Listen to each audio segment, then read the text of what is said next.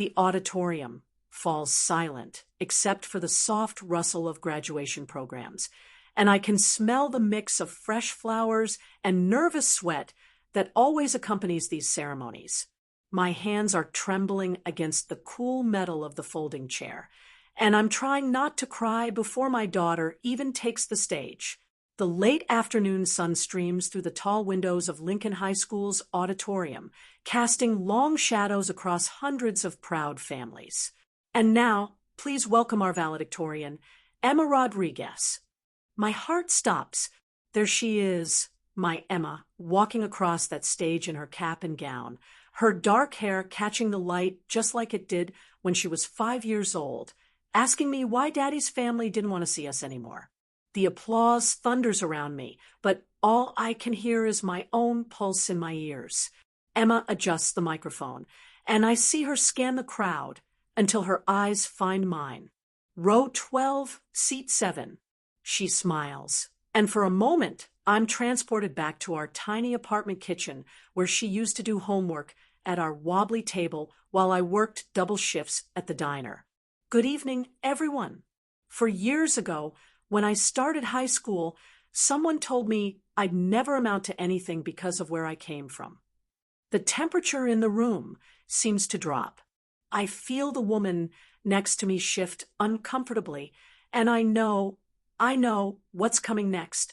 They said my mother was worthless, that she was just a dropout who cleaned their houses and would never be able to provide me with what I needed to succeed. My throat constricts. The smell of the industrial floor cleaner I used at the Hendersons' house every Tuesday floods back to me. That sharp, chemical scent that clung to my clothes and hands no matter how many times I washed them. I remember standing in their marble foyer, 7 months pregnant, listening to Richard Henderson tell his wife that people like her shouldn't be having children they couldn't afford. But today, I stand before you as your valedictorian with a full scholarship to Stanford University. The crowd erupts, but Emma holds up her hand. Her voice is steady, powerful, nothing like the scared little girl who used to hide behind my legs when kids at school made fun of her secondhand clothes.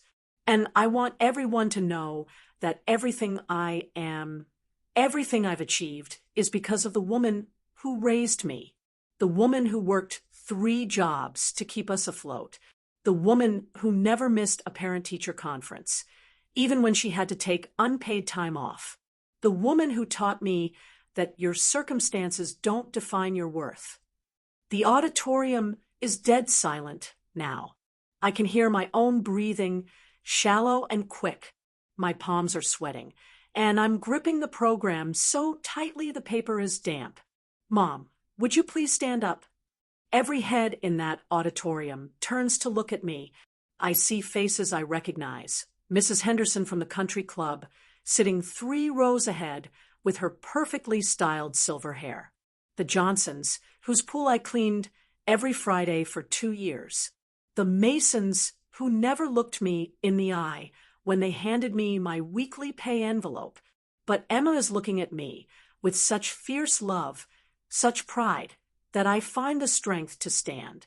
My legs feel like jelly, and I'm acutely aware of my department store dress, my hands that still show the signs of years of manual labor, my face that never quite learned how to hide the exhaustion. This is my mother, Maria Rodriguez. She's the strongest, most intelligent, most resilient woman I know. She's also the woman you told me would never be enough. The silence stretches, thick and uncomfortable. I can feel the weight of hundreds of eyes on me, and I remember every dismissive look, every condescending comment, every time I was made to feel small and insignificant. Today, I want to tell you something that might surprise you. My mother didn't just raise a valedictorian. She raised a daughter who knows her worth, and that's worth more than any diploma. Emma's voice cracks slightly on the last word, and I see her blink back tears. The applause starts slowly, uncertain, but then builds until the entire auditorium is on their feet. But I barely hear it because Emma is looking directly at me, mouthing the words, thank you for never giving up on us. Standing there in that spotlight of attention, I realized this moment isn't just about Emma's achievement. It's about every single person who ever made me feel like I wasn't good enough, every door that was slammed in my face, every time I was told I was worthless. But as I watched my daughter, brilliant, confident, unstoppable, I also realized something else. Something that sends a chill down my spine and makes my heart race. What if they were right about one thing? What if I really couldn't give Emma everything she needed? What if, despite this moment, I've been failing her all along? Because there's something Emma doesn't know. Something I've been hiding from her for months. Something that could destroy everything we've built together. And tomorrow, I'm going to have to tell her the truth. 3 months earlier, I'm standing in Dr. Peterson's office, and the smell of antiseptic can't quite mask the underlying scent of fear that seems to permeate every medical building. The fluorescent lights buzz overhead, casting everything in that harsh, clinical glow that makes everyone look pale and tired. Mrs. Rodriguez, I'm afraid the tests confirm what we suspected. The cancer has spread. The words hit me like a physical blow. I feel my knees buckle slightly, and I grip the edge of his desk. The wood is smooth and cold under my fingertips, real and solid in a way that makes the unreality of his words even more jarring. How long? I manage to ask, though my voice sounds like it's coming from somewhere far away. With treatment, we're looking at possibly 2 years. Without treatment, he trails off, but I know what he's not saying. I think about Emma, just 3 months away from graduation, working so hard on her valedictorian speech, staying up until midnight studying for her AP exams. She has no idea that I've been hiding the symptoms for months, the fatigue I blamed on working extra shifts, the weight loss I attributed to stress, the pain that I've been masking with over-the-counter medications. The drive home is a blur of suburban streets and stop signs that all look the same. I pull into our apartment complex, and for a moment, I just sit in my 10-year-old Honda staring at the chipped paint on our building's exterior. This place has been home for 8 years, ever since Emma's father left, and I had to start over with nothing but a high school dropout's determination and a toddler who deserved better than what I could give her. That's when I started cleaning houses. The first job was for the Hendersons. I remember showing up at their sprawling colonial in Westchester County, 7 months pregnant and desperate for work. Mrs. Henderson answered the door, blonde, perfectly manicured, wearing a tennis outfit that probably cost more than I made in a month. "You're the cleaning girl?" she asked, looking me up and down with barely concealed disgust. "Yes, ma'am. Maria Rodriguez. I spoke with your husband on the phone." She led me through their house, pointing out expectations with the clinical precision of someone who had never cleaned anything herself. Marble floors that needed to be mopped weekly, Persian rugs that required special care, a kitchen with granite countertops that had to be sanitized and polished until they gleamed. And obviously, you'll need to be discreet. We have important guests frequently, and it's better if you're not seen. I nodded, swallowing my pride along with my morning sickness. I needed this job. Emma needed this job. For 6 years, I cleaned their house every Tuesday. I became invisible, a ghost who left everything spotless and disappeared before they came home. I heard their phone conversations, their arguments, their casual cruelties. I listened to them complain about the help while I scrubbed their toilets and folded their laundry. But it was the day Emma started high school that everything changed. I was running late. My morning shift at the diner had gone long because someone called in sick, and I arrived at the Hendersons' house just as they were having their weekly bridge party. For women, all perfectly dressed and perfectly poisonous, sitting around their dining room table with cups of tea that cost more than my hourly wage. "Oh, that's just our cleaning lady," Mrs. Henderson said when one of her friends noticed me. "Don't mind her. She won't be here long." But then Emma called. She was upset, crying about something that had happened at school, and I answered without thinking, "Mija, what's wrong? Tell me what happened." I could hear her sniffling on the other end, trying to explain about some kids who had made fun of her shoes, her backpack, the fact that she didn't have the latest iPhone. I moved to the kitchen to talk to her privately, but their voices carried from the dining room. Honestly, I don't know why these people have children they can't afford to take care of properly. It's irresponsible. That daughter of hers will probably end up pregnant at 16, just like her mother did. Well, what do you expect? She's a high school dropout who cleans houses for a living. The apple doesn't fall far from the tree. I felt my face burn with shame and anger. These women didn't know me. They didn't know that I was 17 when I got pregnant, that Emma's father promised to marry me, and then disappeared the moment he found out. They didn't know that I had been 2 months away from graduating when I had to drop out to work full-time. They didn't know about the nights I spent teaching myself algebra so I could help Emma with her homework, or the way I practiced reading aloud so she wouldn't be embarrassed by my accent at school events. But what hurt most was the fear that maybe they were right. Maybe I wasn't enough. Maybe Emma deserved better than what I could give her. "Mom? Mom, are you there?" Emma's voice brought me back to the present.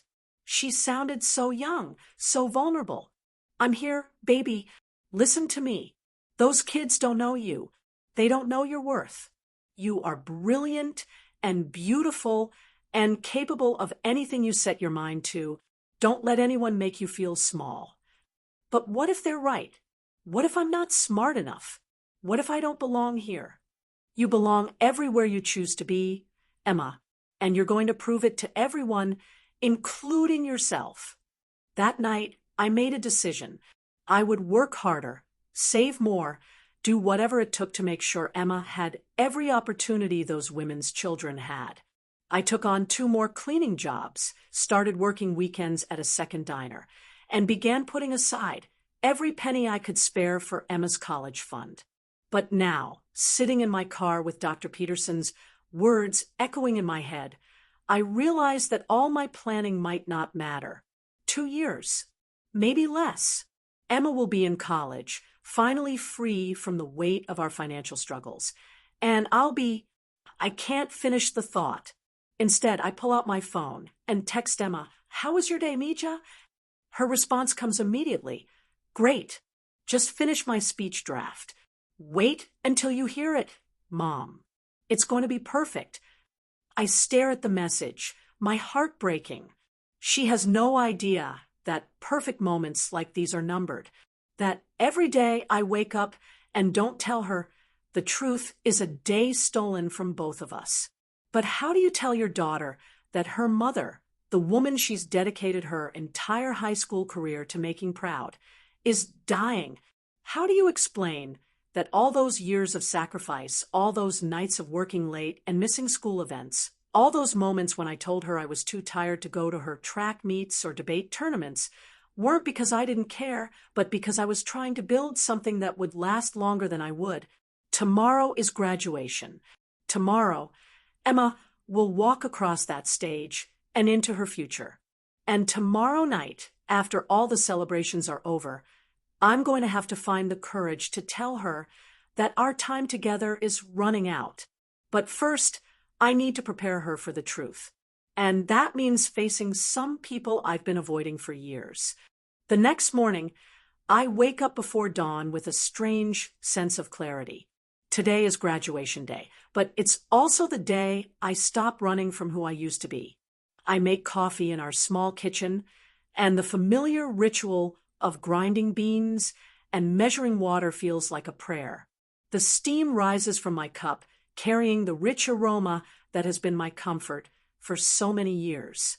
There's something I need to do before Emma's ceremony, something I should have done years ago. I drive to Westchester County, to the neighborhood where I spent 6 years making myself invisible. The streets are wider here, lined with mature oak trees and manicured lawns that somebody else maintains. I park outside the Hendersons' house and sit For a moment, gathering my courage, the house looks exactly the same, imposing colonial with white columns and a circular driveway that always made me feel like I was approaching a fortress. I remember the first time I saw it, how intimidated I felt by the sheer size of it, by the knowledge that one room of their house was probably worth more than I'd make in a lifetime. I walk up to the front door I was never allowed to use, and ring the bell. Mrs. Henderson answers, and I see the exact moment recognition dawns on her face. She's older now, her perfectly styled hair showing more silver, but her expression of disdain is unchanged. "Maria, what are you doing here?" "I came to tell you something. Mrs. Henderson, may I come in?" She hesitates, clearly uncomfortable, but curiosity wins out. She steps aside, and I enter the foyer that I've mopped hundreds of times. The marble floors still gleam, the crystal chandelier still catches the morning light, but somehow the space feels smaller than I remember. "I heard about Emma," she says stiffly. "Congratulations." "Thank you. That's actually why I'm here." I take a deep breath, and suddenly I can smell the lemon oil I used to polish their furniture, the fabric softener I used on their laundry, all the sense of servitude that once defined my relationship to this house. "Do you remember what you said about me, about Emma, that day 4 years ago when your bridge club was here?" Her face flushes slightly. I don't recall exactly. "You said I was irresponsible for having a child I couldn't afford to take care of. You said Emma would probably end up pregnant at 16, just like her mother. You said the apple doesn't fall far from the tree." The silence stretches between us, heavy with years of unspoken resentment. "Mrs. Henderson, my daughter is graduating today as valedictorian of her class. She has a full scholarship to Stanford University. She's never been in trouble, never made a grade below an A-, and she's one of the kindest, most compassionate people I know." That's wonderful, Maria. Really? I didn't come here for your approval." I continue, my voice steady despite the tremor in my hands. "I came here because I need you to understand something. For 6 years, I cleaned your house and listened to you and your friends talk about people like me, about how we're not good enough, how we don't deserve the same opportunities, how our children are destined to fail." Mrs. Henderson shifts uncomfortably, glancing toward the living room as if she's hoping someone will rescue her from this conversation. "And for a long time, I believed you. I believed that Emma deserved better than what I could give her. I believed that I was holding her back. Maria, I think perhaps—" "Let me finish." My voice is firm now, stronger than it's been in years. "I spent so many nights lying awake, wondering if I was enough, wondering if my love was enough, if my sacrifice was enough, if I was enough. And do you know what I realized?" She doesn't answer, but I can see the discomfort in her eyes. "I realized that the only person who gets to decide my worth is me and my daughter. Not you, not your friends, not anyone who looks at my job or my education or my bank account and thinks they know who I am." I walk to the window that overlooks their perfectly manicured backyard, the same window I used to clean while dreaming of a better life for Emma. I may not have a college degree, but I taught myself calculus so I could help Emma with her homework. I may not have a fancy job, but I showed Emma what it means to work hard and take pride in what you do. I may not have given her everything she wanted, but I gave her everything she needed to become the woman she is today.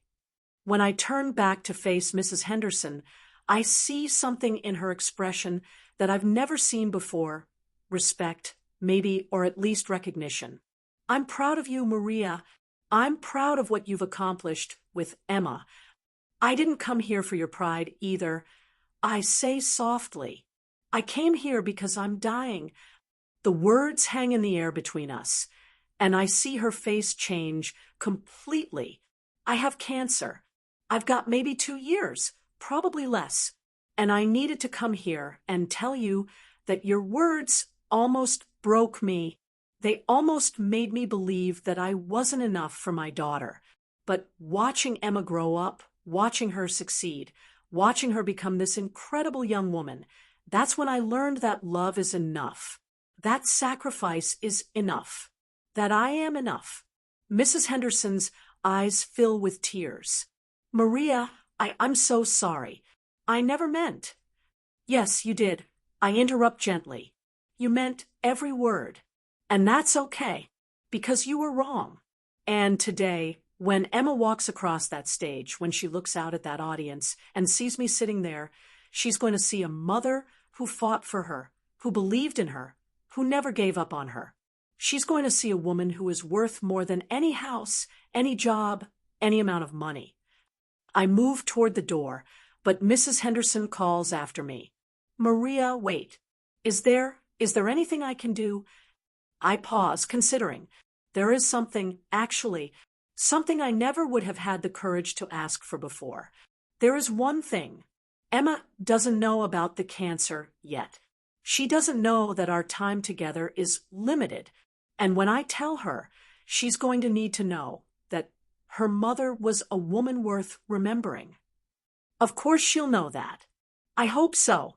But I also hope that when she asks about me, when she wants to know who I was before I became her mother, people will tell her the truth.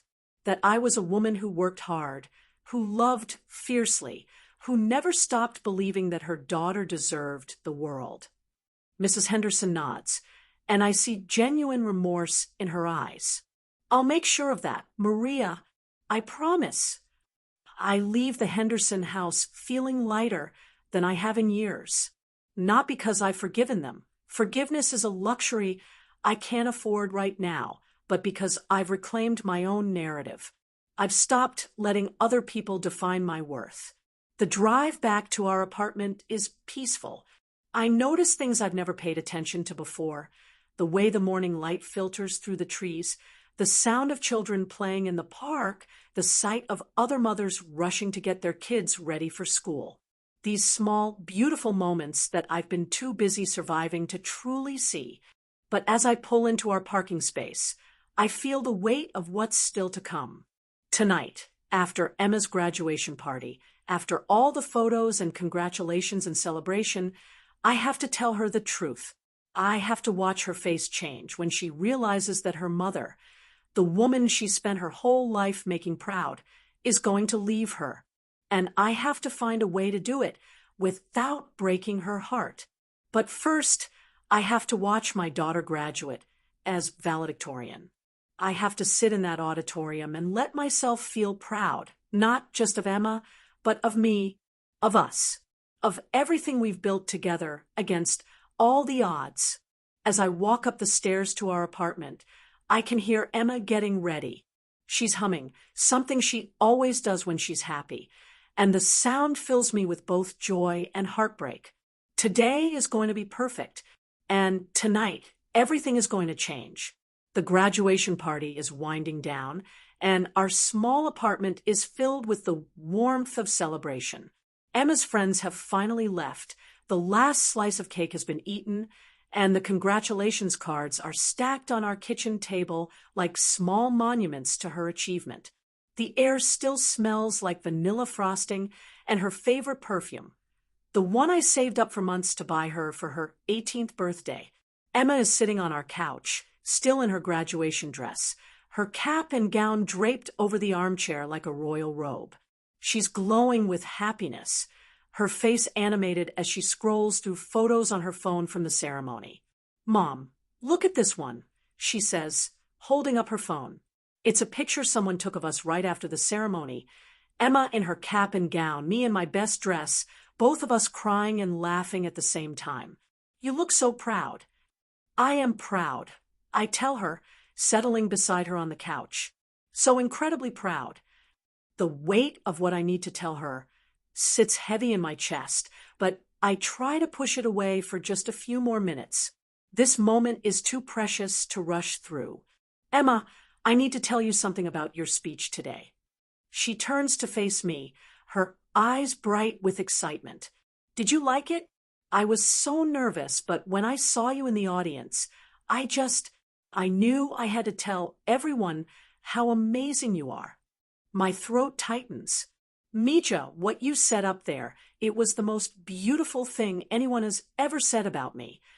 It was all true, Mom. Every word.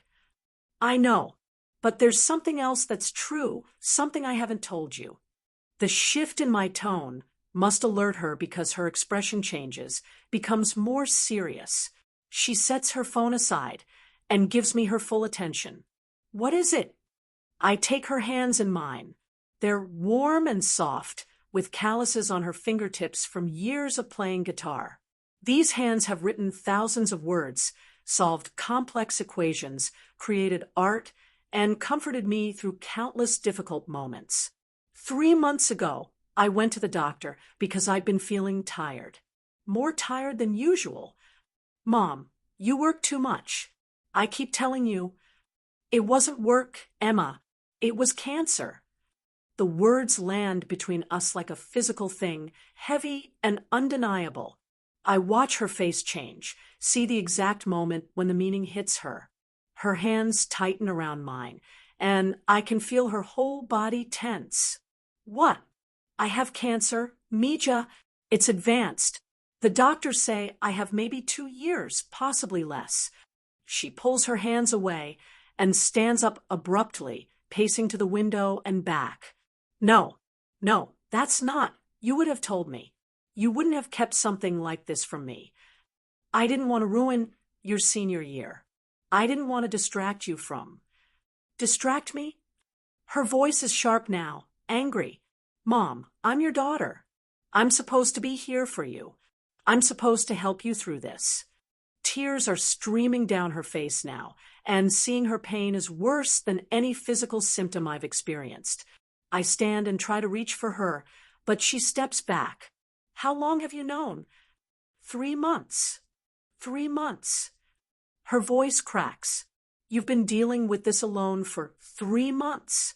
While I was worried about prom and college applications and stupid teenage things. They weren't stupid, Emma. They were important. They were your life. You're my life, she shouts, and then immediately covers her mouth, as if she's surprised by her own volume. I'm sorry. I didn't mean to yell. I can't believe you didn't tell me. She sinks back onto the couch, and I sit beside her, close enough to feel her trembling. I wanted to tell you, I say softly. Every day, I wanted to tell you. But I also wanted to give you this, your graduation, your moment, your celebration. I wanted you to have something perfect before everything changed. But I could have helped you. I could have gone to doctor's appointments with you, or researched treatment options, or worried yourself sick instead of focusing on your future. She's quiet for a long moment, and I can see her mind working, processing everything I've told her. What's the treatment plan? She asks finally, her voice steadier now. Chemotherapy. Maybe surgery. The doctors want to start as soon as possible. And I'm going to be there for all of it. Emma, you have Stanford. You have your whole life ahead of you. You can't put that on hold for my mother?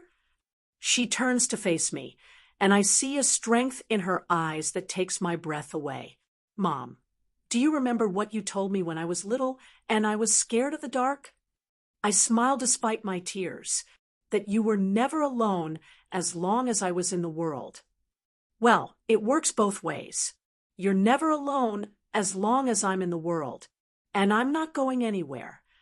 But Stanford has a deferment program.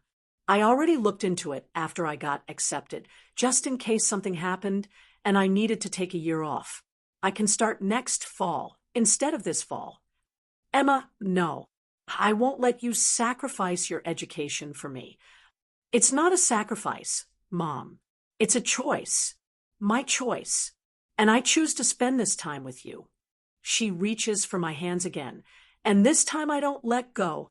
Besides, she continues, I have something to tell you too, something I've been keeping secret. What? I've been working on a book. About us. About our story. I started it last year as a college application essay, but it grew into something bigger. I want to tell people about what it's really like to grow up with a single mother who works 3 jobs and still manages to be the best parent in the world. I'm crying again, but this time they're tears of pride and amazement. I want to tell people about the woman who taught me that strength isn't about never falling down. It's about getting back up every time. The woman who showed me that love isn't about giving someone everything they want. It's about giving them everything they need to become who they're meant to be. Emma, I want to tell people about the day you stood up to Mrs. Henderson and her friends, about the nights you helped me with homework even though you were exhausted, about the way you never missed a single school event, even when you had to work a double shift to make up for the lost time. How did you know about Mrs. Henderson? I've always known, Mom.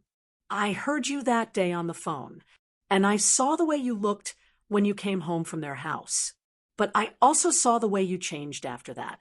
The way you started standing a little taller, speaking a little louder. The way you started believing in yourself the way I'd always believed in you.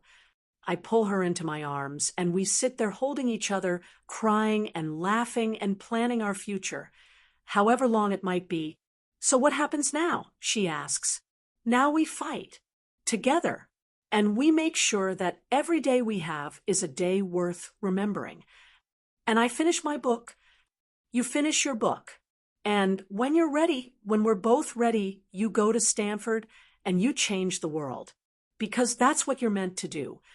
She pulls back to look at me, and I see her father's eyes, but my own stubborn determination. I love you, Mom, and I'm proud to be your daughter. I love you too, Mija, and I'm proud to be your mother. As we sit there in our small apartment, surrounded by the remnants of her graduation party, I realize that this moment, this honest, painful, beautiful moment, is worth more than any ceremony or celebration. This is the moment when Emma and I stop being just mother and daughter and become partners in whatever comes next. The future is uncertain, but it's ours. And for the first time in months, that feels like enough. It's from Mrs. Henderson. She wants to know if she can buy an advance copy of the book. I laugh. What did you tell her? That she'll have to wait in line like everyone else. But I might consider signing her copy. Dr. Peterson's news is good today. The latest scans show continued improvement, and he's talking about reducing my treatment schedule. As we leave the office, Emma links her arm through mine. Lunch, she asks. Lunch, I agree. We walk out into the bright afternoon sun, and I think about how much has changed since that graduation day. Emma deferred Stanford for a year, but she's already been accepted into their writing program with a full scholarship. Her book is going to be published. She's stronger, more confident, more sure of herself than I ever imagined possible. But more than that, she knows who she is. She knows where she comes from. She knows that her worth isn't determined by what other people think or say about her. She knows she's enough. And so do I.